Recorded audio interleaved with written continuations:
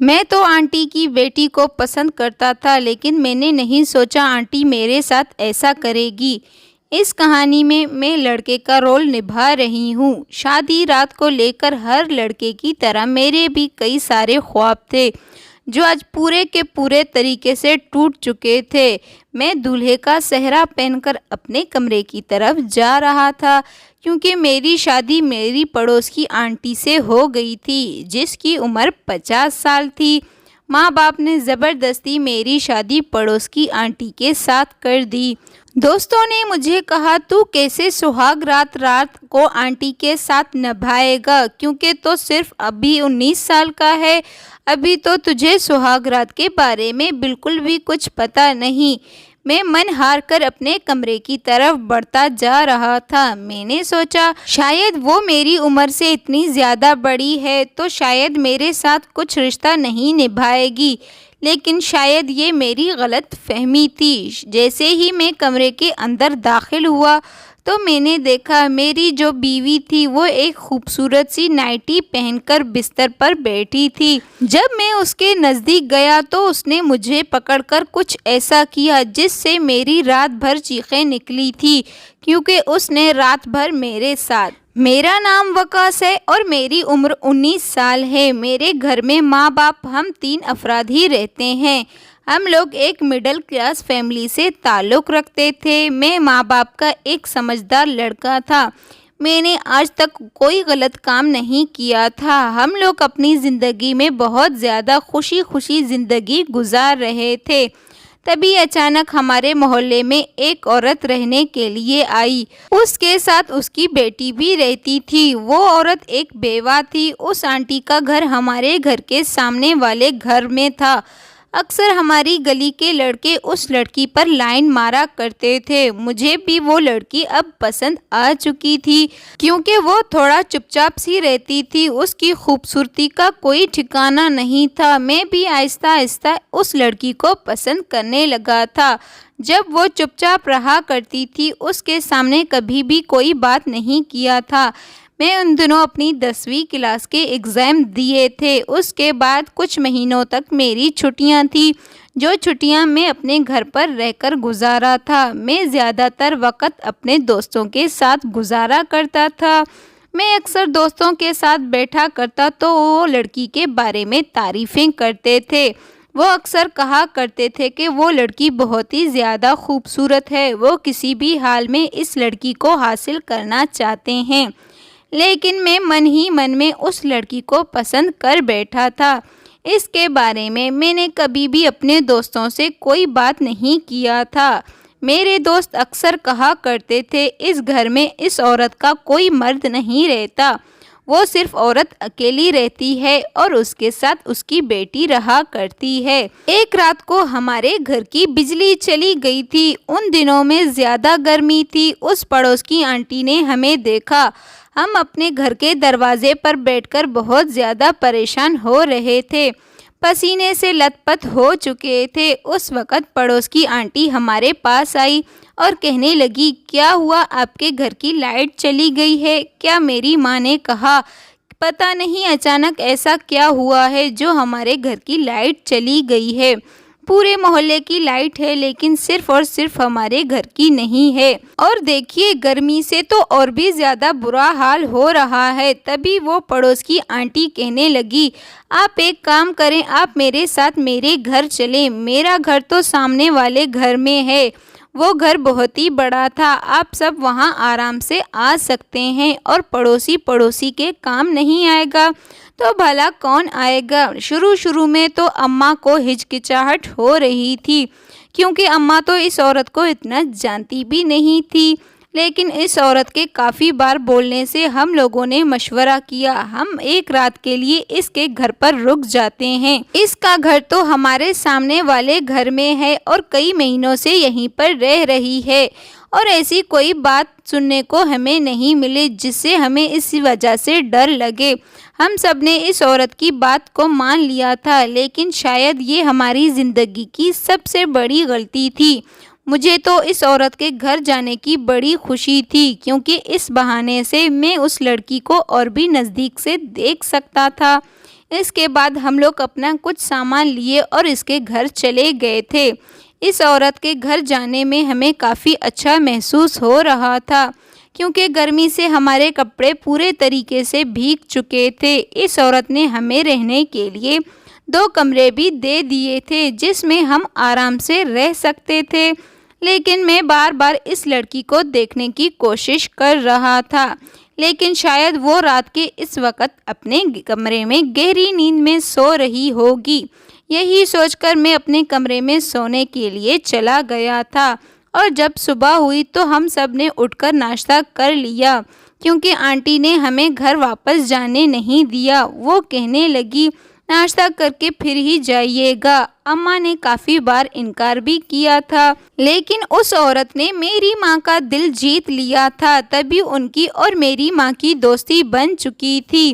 آہستہ آہستہ اسی طرح میری اماں ابا بھی اس عورت کو اپنے گھر پر بلا لیے تھے، اور میں بھی اکثر بہانے سے ان کے گھر پر جایا کرتا تھا۔ اسی طرح ہمیں پورا 1 سال گزر چکا تھا، اور 1 سال میں میری ماں کی اس عورت کے ساتھ کافی اچھی گہری دوستی بن چکی تھی۔ وہ دونوں پکی سہیلیاں بن چکی تھی، جس سے میں کافی خوش تھا۔ میں نے سوچ کر رکھا تھا میں 12ویں کلاس پوری کرنے کے بعد کوئی چھوٹی موٹی نوکری کر لوں گا، اس کے بعد اس لڑکی کا ہاتھ مانگوں گا۔ میں دل ہی دل میں بہت زیادہ خوش تھا۔ تبھی ایک دن آنٹی میرے پاس آئی اور میری پڑھائی کے بارے میں پوچھنے لگی۔ اس وقت اماں بھی برابر میں تھی۔ میری ماں نے کہا اس کی ابھی 12ویں کی کلاس میں داخلہ ہوا ہے، اور اب اس کے لیے کوئی اچھی سی ٹیچر ڈھونڈ رہی ہوں تاکہ وہ اسے اچھے سے پڑھا سکے۔ تبھی آنٹی کہنے لگی کوئی مسئلہ نہیں ہے، زیادہ پیسے خرچ کرنے کی تم کو کوئی ضرورت نہیں ہے، تم کل سے ہی میرے پاس پڑھنے کے لیے بھیج دینا۔ میں بہت ہی اچھی ٹیچر ہوں اور اسے بہت اچھا پڑھاؤں گی، اور یقین ہے کہ امتحان میں پاس ہوگا آپ کا بیٹا۔ انہوں نے جلدی سے اس کی بات کو مان لیا، اور میں بھی اس کی بات سے بہت زیادہ خوش تھا کیونکہ میں اس لڑکی کو دیکھنے کے بہانے اس گھر میں جانا ہی چاہتا تھا۔ دوسرے دن میں بہت اچھے سے تیار ہو کر اپنی کتابیں اٹھا کر آنٹی کے پاس پڑھنے کے لیے چلا گیا۔ آنٹی نے پہلا دن مجھے بہت اچھے طریقے سے پڑھایا تھا، لیکن ایک بات بڑی عجیب تھی، اس لڑکی نے آس پاس کبھی بھی مجھے بات نہیں کی تھی، لیکن کبھی بھی اس نے ہم سے بات کرنے کے لیے وہ باہر نہیں آئی، وہ زیادہ تر اپنے کمرے میں رہتی۔ ایک دن میں نے آنٹی سے پوچھا، تب ہی آنٹی مجھے کہنے لگی بیٹا میری بیٹی اپنے باپ کے جانے کے بعد وہ ایسی ہو چکی ہے، وہ کسی سے زیادہ تر بات نہیں کرتی۔ کچھ وقت بھی گزر جانے کے بعد میں اس کی اچھے سے لڑکے سے شادی کروا دوں گی تاکہ وہ اپنی زندگی میں خوش رہے۔ میں بھی یہ بات سن کر دل ہی دل میں بہت زیادہ خوش ہو رہا تھا، لیکن جب میں روز آنٹی کے پاس پڑھنے کے لیے آتا تو وہ میرے بالکل قریب آ کر بیٹھ جاتی، جس سے مجھے تھوڑا عجیب سا لگتا۔ اکثر بہانے سے وہ میرے پینٹ کو سلاتی، کبھی میرے بالوں کو چھیڑنے لگتی، اور کبھی کبھی تو میرے ہاتھ کو پکڑ کر سہلانے لگتی۔ یہ سب دیکھ کر مجھے بڑا ہی خراب لگتا، لیکن میں آنٹی سمجھ کر ان باتوں کو ٹال دیتا تھا۔ سوچتا تھا وہ مجھ سے بیٹے جیسا پیار کرتی ہے، اسی وجہ سے شاید ایسا کرتی ہوگی۔ اسی طرح کرتے کرتے پورے 8 مہینے گزر چکے تھے۔ ایک دن میرے ماں باپ شادی میں گئے ہوئے تھے۔ اس دن میں پڑھنے کے لیے آنٹی کے پاس گیا کیونکہ اماں ابا مجھے شادی میں اپنے ساتھ نہیں لے کر گئے، اسی وجہ سے اماں بھی بے فکر ہو چکی تھی۔ اس دن رات کو آنٹی بھی میرے بغل میں آئی اور بہانے سے میرے ہاتھ کو چھونے لگی۔ تبھی وہ میرے پاس ایک دودھ کا گلاس لے کر آئی اور کہنے لگی بادام کے دودھ کو پینے سے تمہارا دماغ اور بھی تیز ہوگا اور تم پڑھنے میں اور زیادہ ہوشیار ہو جاؤ گے۔ میں بھی آنٹی کی باتوں میں آ کر چپ چاپ وہ دودھ لے لیا۔ جیسے ہی میں نے وہ دودھ پیا تو میں پورے طریقے سے بے ہوش ہو گیا تھا۔ اس کے بعد آنٹی نے میرے ساتھ کیا کیا مجھے کچھ بھی معلوم نہیں تھا۔ صبح جب میری آنکھ کھلی تو میرے اماں ابا سامنے کھڑے تھے اور میری اماں بس آنکھوں سے آنسو بہائے جا رہی تھی۔ جب میں نے اماں سے پوچھا اماں کیا بات ہے تو اماں مجھے کہنے لگی یہ مجھے تجھ سے پوچھنا چاہیے، تو کیا ہوش میں نہیں ہے؟ یہ سب کرنے سے پہلے میں نے کہا کیا مطلب ہے اماں آپ کا؟ تبھی اماں کہنے لگی میں تجھے یہاں پڑھنے کے لیے بھیجتی تھی لیکن تو یہاں آ کر کچھ اور ہی کرتا تھا۔ تبھی میں نے دیکھا کہ وہ آنٹی روتے ہوئے کمرے میں آئی اور کہنے لگی میں نے اسے پوری طریقے سے رات کو روکنے کی بہت کوشش کی لیکن یہ بالکل بھی رکا نہیں۔ یہ بات سنتے ہی میرے پورے ہوش اٹھ چکے تھے، یقین مانو میرے پیروں تلے زمین نکل گئی تھی۔ میں نے کہا آپ یہ سب باتیں کیوں کہہ رہی ہیں؟ میں نے تو ایسا کچھ بھی نہیں کیا۔ تبھی میں کچھ بولنے ہی والا تھا کہ آنٹی اور زیادہ رونے لگی۔ تبھی ماں غصے میں آئی اور میرے منہ پر ایک زوردار تھپڑ مار دیا۔ میں بے گناہی ثابت نہیں کر سکا۔ میرے ماں باپ نے مجھ پر یقین نہیں کیا، وہ تو سوچنے لگے لڑکا ایسے بھی کر سکتا ہے، لیکن میں دل ہی دل میں بہت زیادہ رو رہا تھا۔ میں بار بار انہیں سمجھانے کی پوری کوشش کر رہا تھا لیکن کوئی میری بات سننے کو تیار نہیں تھا۔ مجھے بھی بالکل سمجھ میں نہیں آ رہا تھا آخر میرے ساتھ کیا ہو رہا ہے۔ تبھی بار بار وہ آنٹی کہنے لگی اب میں لوگوں کو کیا منہ دکھاؤں گی، ایک تو میں ایسے ہی بیوہ ہوں اور اب میرے پیٹ میں بچہ بھی ہے، لوگ تو مجھے ذلیل کر دیں گے، میں کہاں جاؤں گی؟ تبھی میری ماں کہنے لگی آپ کو فکر کرنے کی ضرورت نہیں ہے، میں آج کے آج اپنے بیٹے کی شادی آپ سے کر دوں گی۔ یہ سنتے ہی میرے ہوش اٹھ چکے تھے۔ ابا بھی میری ماں کی طرف دیکھ رہے تھے اور کہنے لگے سوچ لینا، تم ایک بار سوچ لو، تم جو فیصلہ کر رہی ہو یہ تمہارے بیٹے کے لیے صحیح رہے گا۔ تبھی ماں کہنے لگی یہ تو ایسا کرنے سے پہلے اسے سوچ لینا چاہیے تھا۔ میں انکار بھی نہیں کیا، میں نے معافی مانگی لیکن اس وقت میرا کوئی بھی نہیں سن رہا تھا۔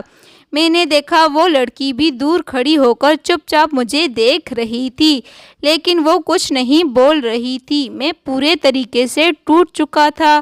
مجھے زبردستی دولہے کا صحرا پہنا کر شادی کے لیے تیار کر دیا تھا۔ گھر پر ہی یہ شادی کی گئی تھی جس میں چند لوگ ہی شامل تھے۔ میں اپنی قسمت پر رو رہا تھا۔ میں نے زندگی کو لے کر کیا کیا سوچا تھا وہ سارے کے سارے خواب ٹوٹ چکے تھے۔ میرے ماں باپ نے بھی مجھے کچھ نہیں پوچھا تھا۔ شادی کے بعد مجھے میری بیوی کے ساتھ بھیج دیا گیا جو کہ وہ آنٹی تھی۔ میرا کمرہ میں جانے کا بالکل بھی دل نہیں کر رہا تھا لیکن یہ میری مجبوری تھی۔ میں بار بار اللہ تعالیٰ کو یاد کر رہا تھا آخر مجھے کس قسم کی سزا دی گئی ہے جو میں نے کبھی کی بھی نہیں تھی۔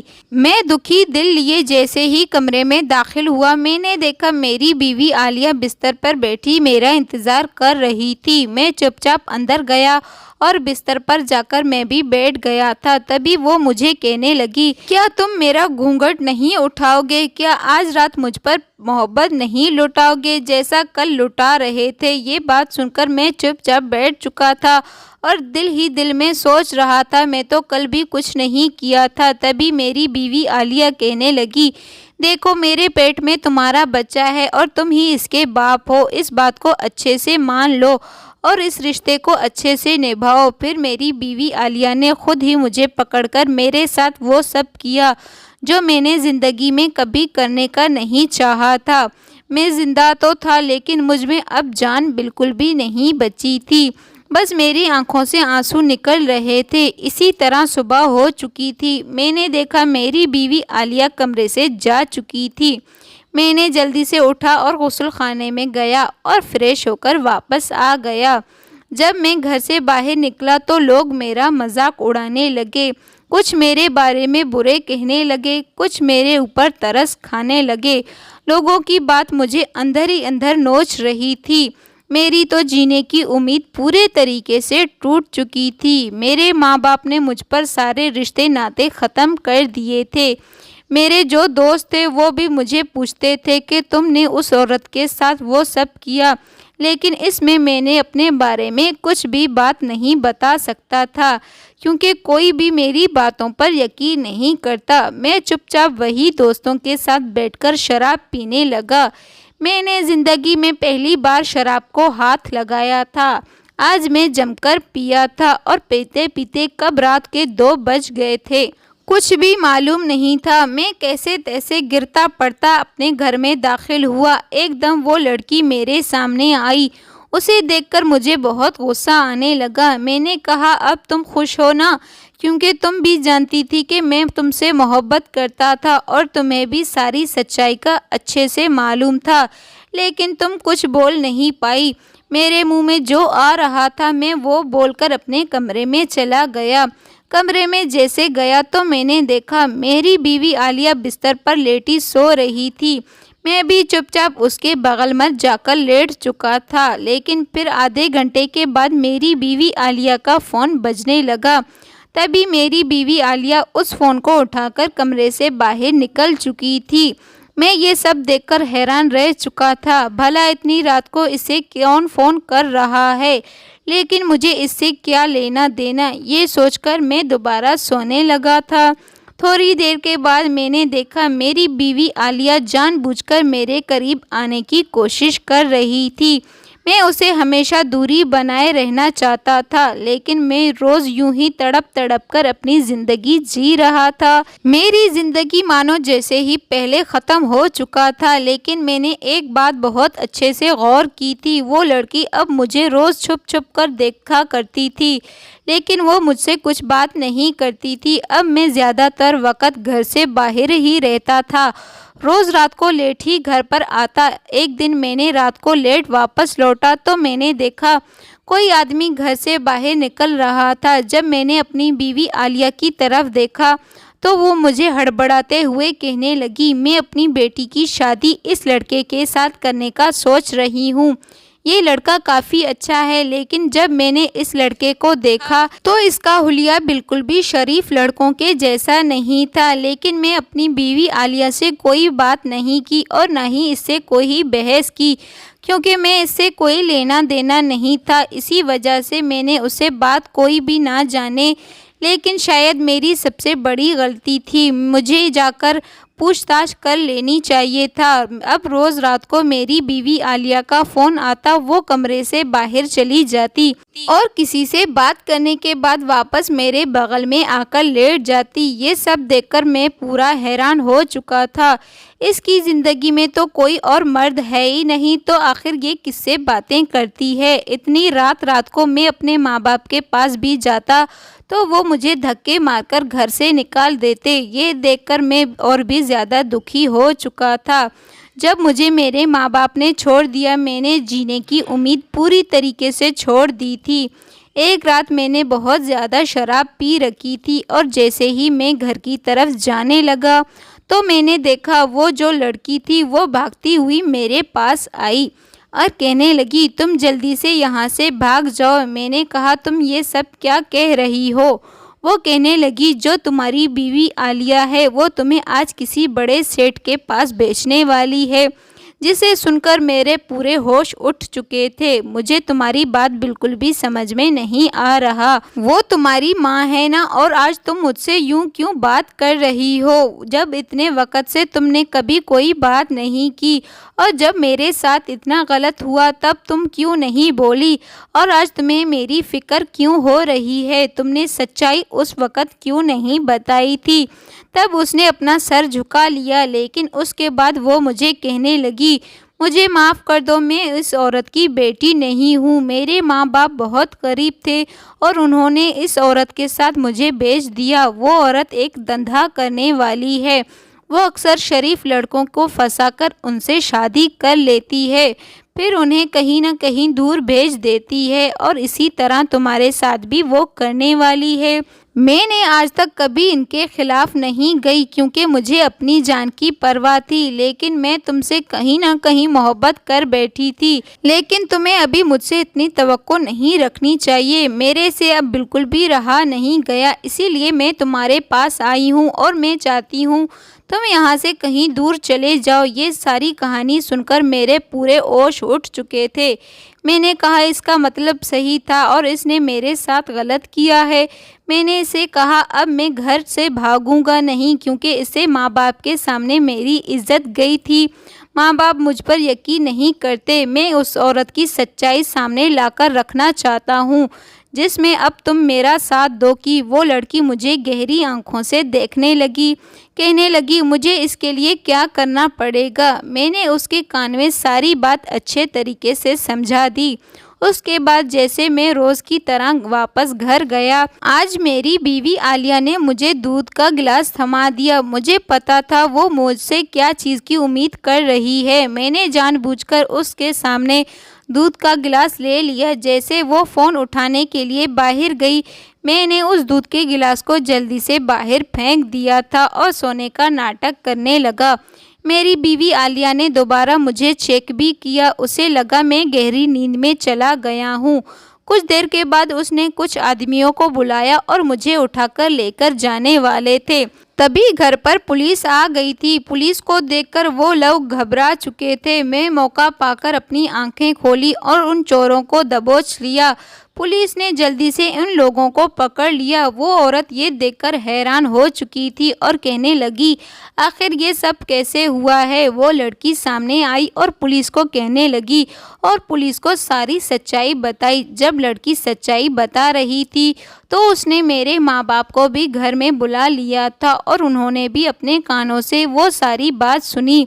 उसमें वो लड़की बता रही थी कि इस औरत ने इस लड़के को दूध में नींद की दवा दे दी थी जिसे पीने के बाद ये लड़का गहरी नींद में जा चुका था, लेकिन उस वक़्त उस औरत ने उसका फ़ायदा उठा लिया था।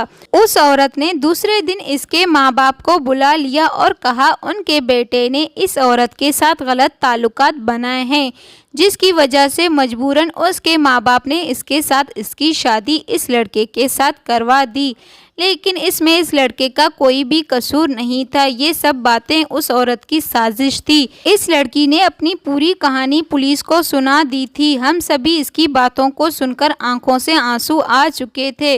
पुलिस भी उस औरत को लेकर जा चुकी थी। माँ बाप अभी अपनी गलती का पूरे तरीके से एहसास हो चुका था। वो मुझसे हाथ जोड़कर माफ़ी मांगने लगे। वो कहने लगे हमें माफ़ कर दो बेटा, हमने तुम्हारी बात पर यकीन नहीं किया था। आज मैं बहुत ज़्यादा रोया था। आज कितने दिनों के बाद आखिर सच्चाई सबके सामने आ गई थी। ये सब देखकर मैं बहुत ज़्यादा खुश था। 1 महीने के अंदर मैंने उस औरत को तलाक दे दी। तो मोहतरम नाजरीन, अगर आप लोगों को ये कहानी पसंद आई हो तो वीडियो को लाइक और चैनल को सब्सक्राइब कर देना। मज़ीद अच्छी वीडियोस देखने के लिए हमारे साथ ही जुड़े रहिए। आज के लिए इतना ही काफ़ी है, फिर मिलते हैं कल।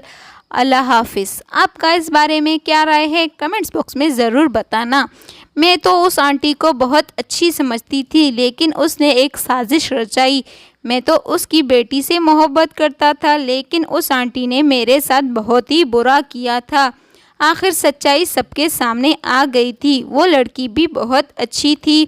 आखिर में वो लड़की भी अपने माँ बाप के घर चली गई थी और हम लोग खुशी खुशी ज़िंदगी गुजार रहे थे।